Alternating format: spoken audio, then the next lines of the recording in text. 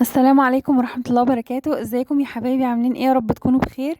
النهارده معايا وصفة سهلة وبسيطة خالص، بس بتطلع بيها الفراخ تحفة وريحتها تحفة وطعمها جميل قوي والسوا بتاعها حلو قوي.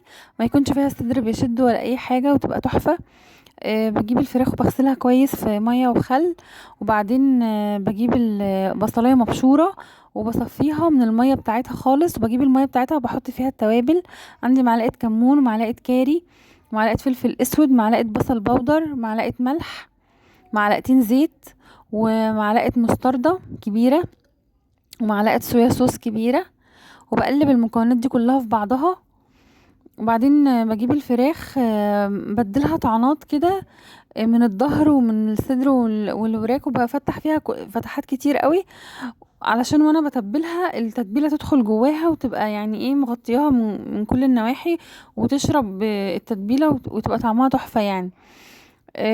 بجيب بقى التتبيله وبروح متبله الفراخ من جوه ومن بره ومن فوق من كل ناحيه كويس جدا. وبعدين بدخلها التلاجة. عندي نص ساعة كده بسيبها في التلاجة، او مثلا ساعة، يعني من نص ساعة لساعة، عشان تتشرب التتبيلة كويس قوي وتبقى يعني ايه مسكت فيها وبقى طعمها حلو منها يعني.